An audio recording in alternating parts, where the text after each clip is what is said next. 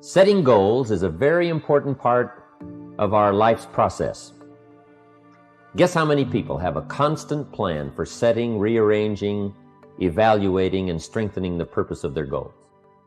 The answer is very few. In fact, if you will do this, you will become among the few who do, that become the envy of all who watch.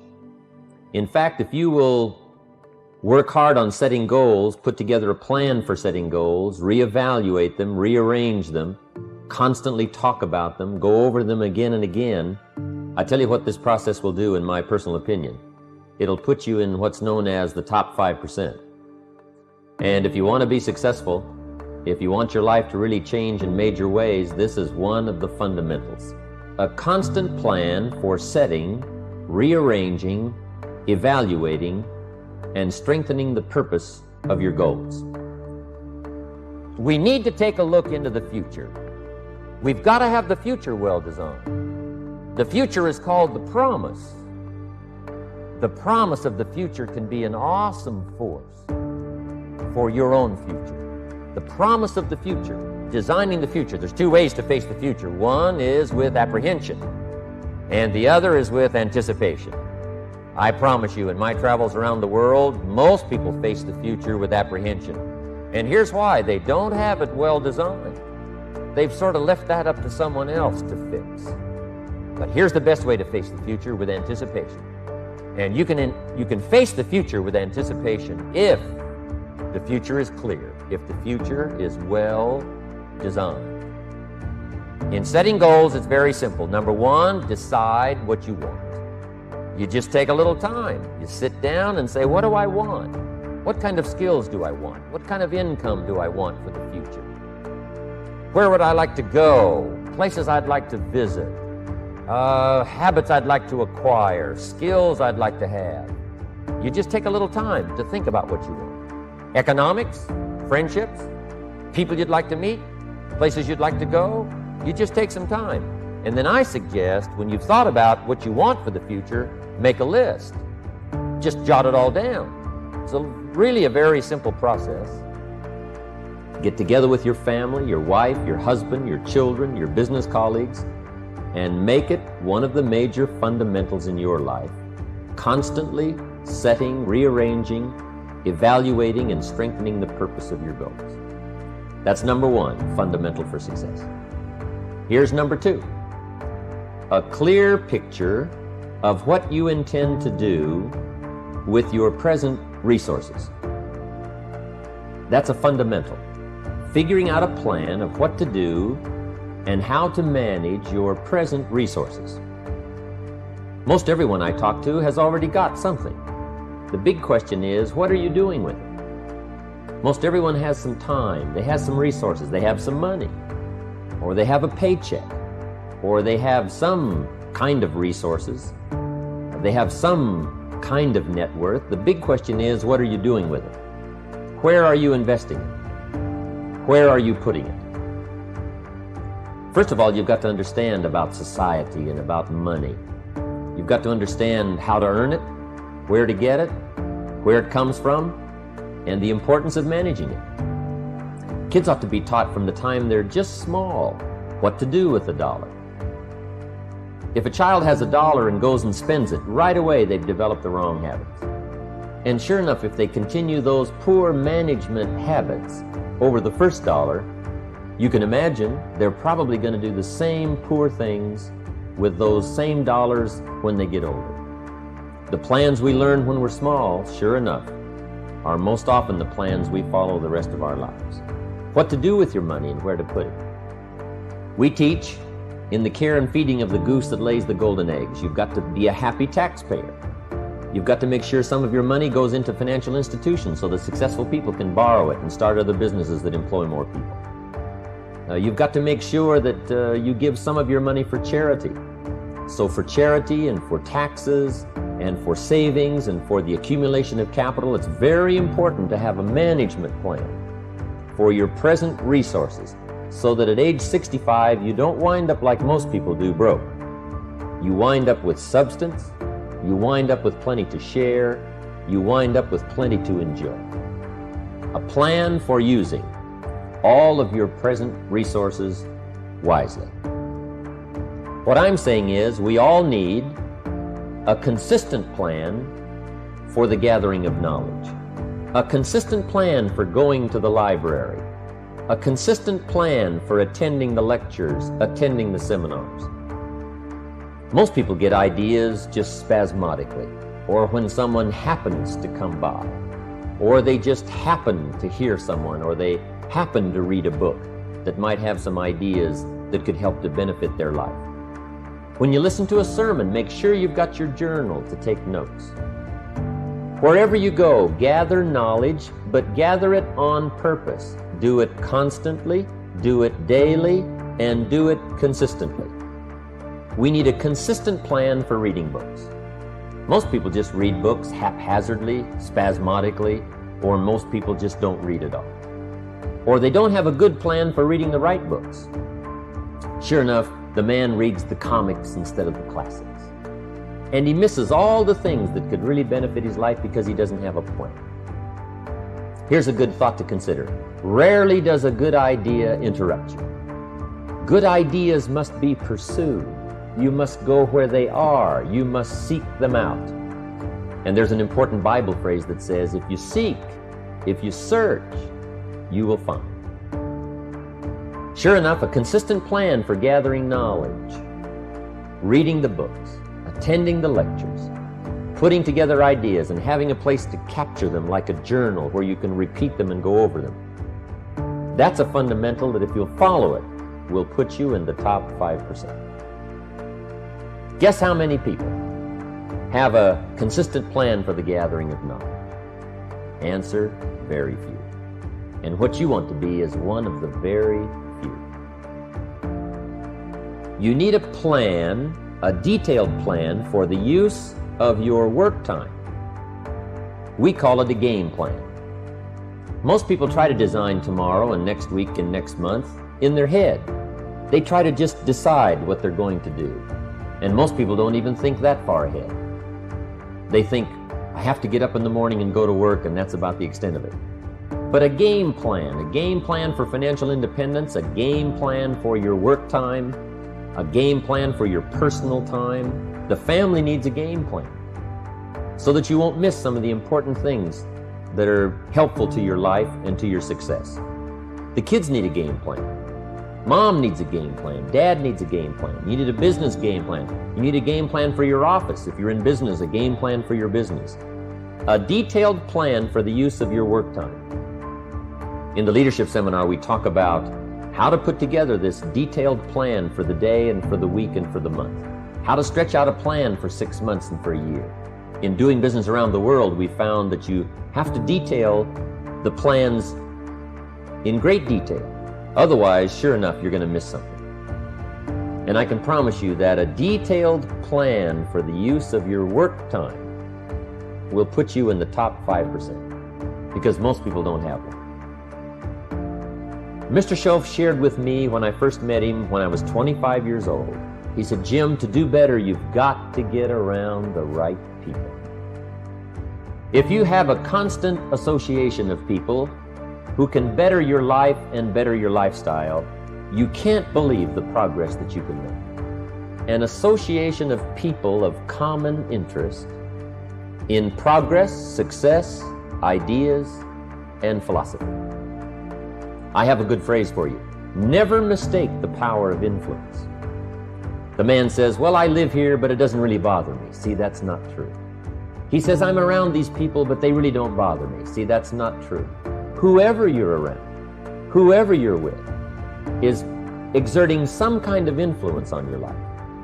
And what you must do, and this would be the good year to do it, the first year you've heard about it, is make plans to get around the right people. People who talk positive ideas.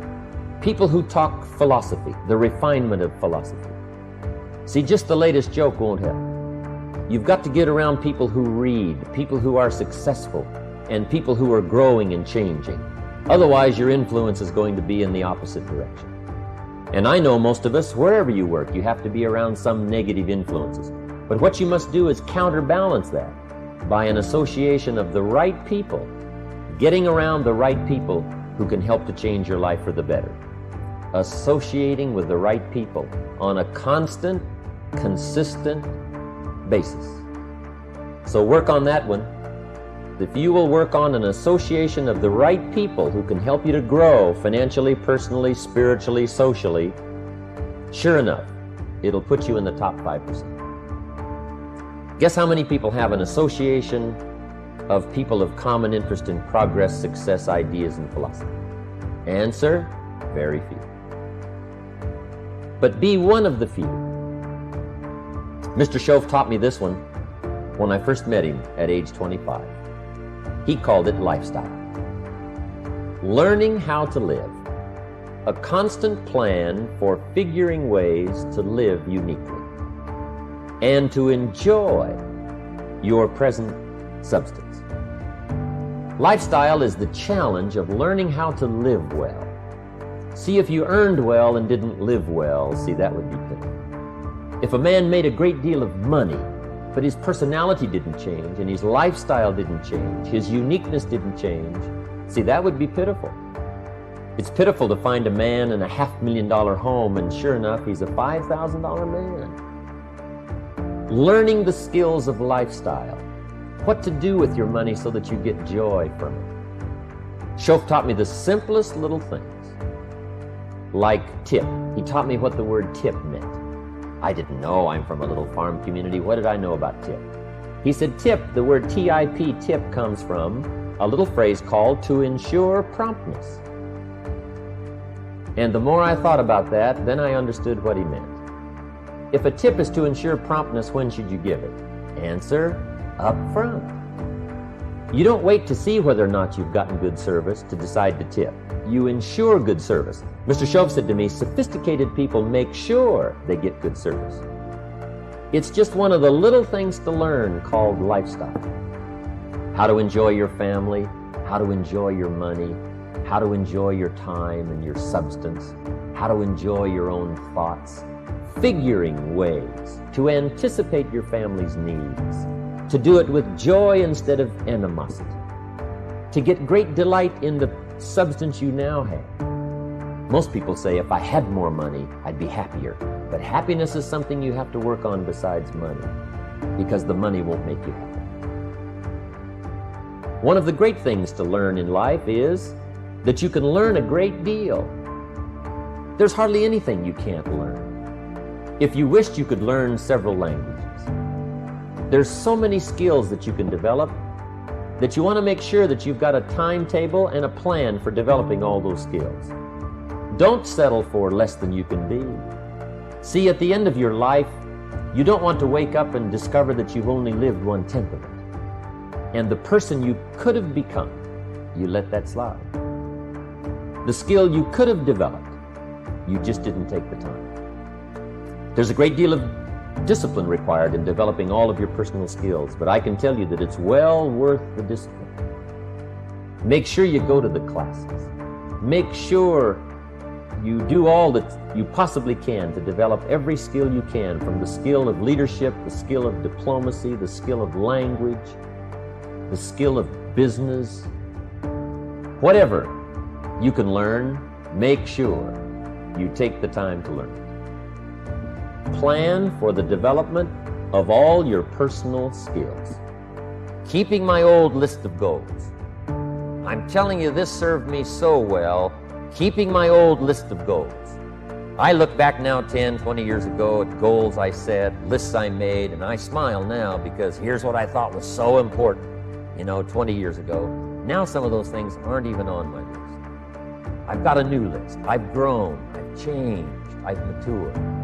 But I give you that advice. Decide what you want. Number 2, write it down. Number 3, keep the old lists. And then here's number 4. When you get something that's on one of these lists, check it off. Part of the fun of having a list is checking it off. And then if you can add some drama to checking it off, see, that's what really helps. I set a goal to go to Spain many, many years ago. And when I finally made my first trip to Spain, I had that journal with me that had that list in it. And while I had my journal on my lap, waiting for the wheels to touch down in Madrid, I waited until the wheels touched the runway, and I checked it off. just adding a little drama. So, part of the fun of having a list is checking it off.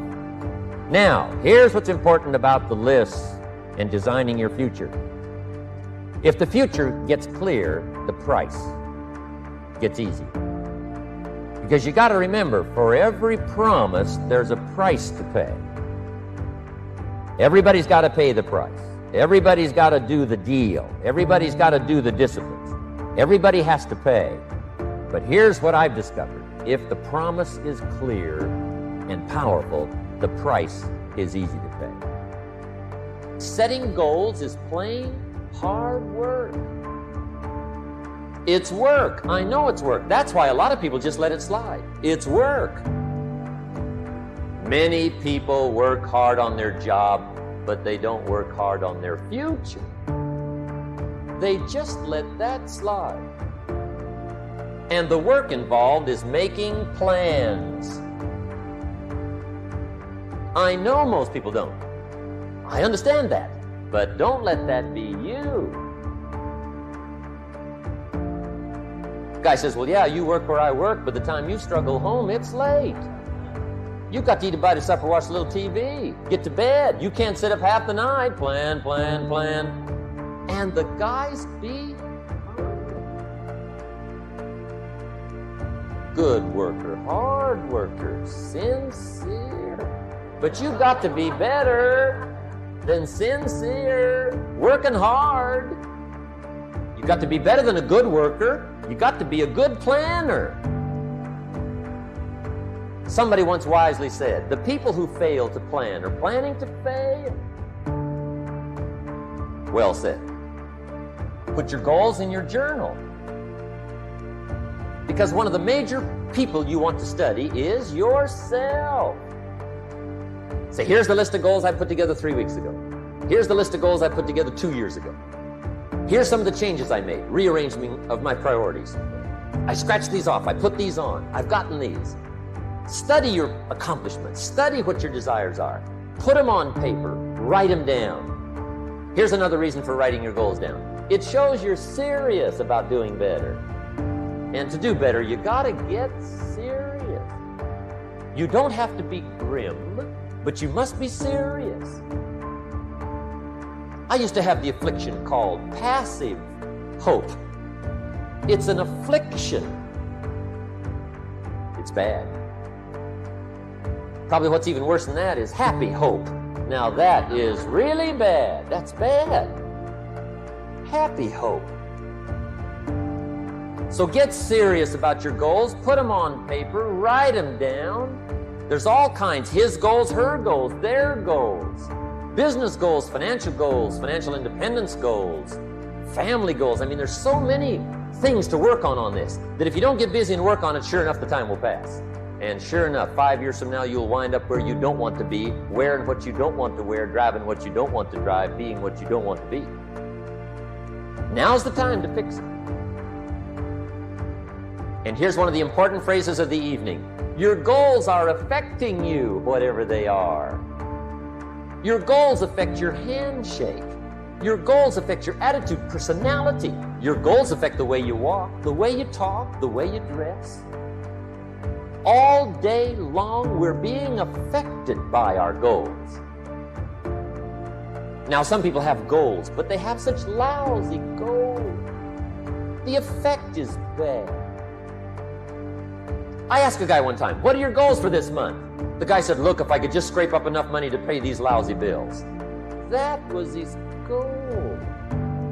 I'm not saying it isn't the goal. It's a goal, but it's such a lousy goal, the effect is bad. You don't jump out of bed on Monday morning and say, oh boy, another chance to go out and scrape up the money to pay my lousy bills. So you don't do that. Usually you say, oh, not another Monday. And some people have so given up on life, they have joined the thank God it's Friday club. How sad. Everybody hopes things will get better. Everybody hopes. Poor people hope. That ought to tell you something. It means the future does not get better by hope. It gets better by plan.